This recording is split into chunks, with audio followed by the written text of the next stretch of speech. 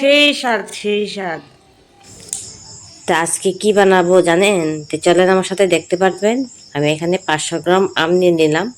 আমটি আটিগুলি ফেলে লম্বা লম্বা চির করে নিয়েছি। চির করে নিয়ে প্যানের মধ্যে পরিমাণ মতো চিনি দিলাম। আজকেরটা চিনি দিয়েই করতে হবে, অন্য গুড় দিয়ে করলে বেশি একটা ভালো লাগবে না, চিনিটা দিয়ে করলেই মানে সুন্দর আসবে কালারটা। এখন চিনিটার মধ্যে একটু স্বাদ মতো লবণ দিয়ে এটাকে আসাবো। আসায়ে তারপরে এই দেখুন খুব সুন্দর আসানো হয়ে যাচ্ছে। মোটামুটি আসানো হয়ে গেলে তার মধ্যে আমি আমগুলি এক এক করে ঢেলে দেব।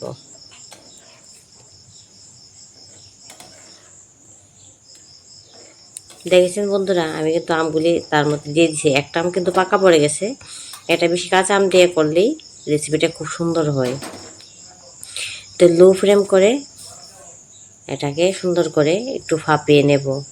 চিনি লবণ শিরাটা যাতে পারফেক্টভাবে আমের মধ্যে প্রবেশ করে তার জন্য একটু ঢাকনা দিয়ে রাখলাম।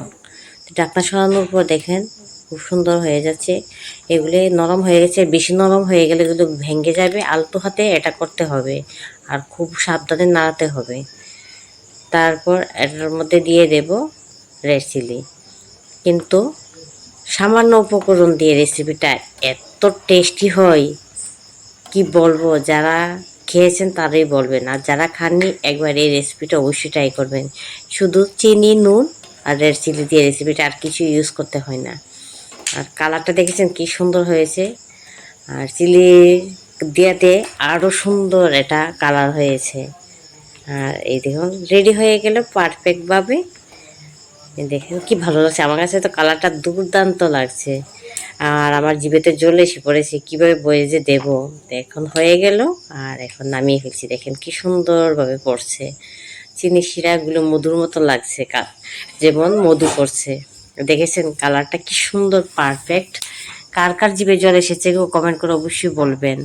আর ভালো লাগলে লাইক কমেন্ট শেয়ার অবশ্যই করবেন।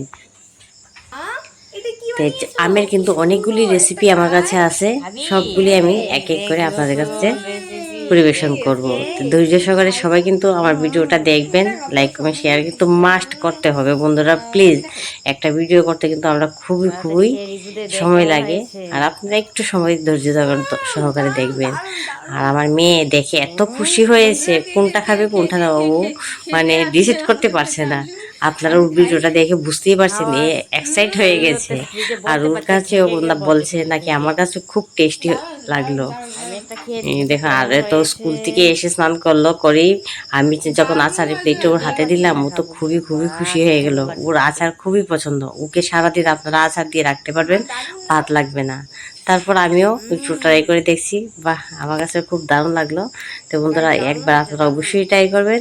সবাই ভালো থাকবেন, সুস্থ থাকবেন। আজকে ভিডিওটা এখানেই শেষ, টাটা।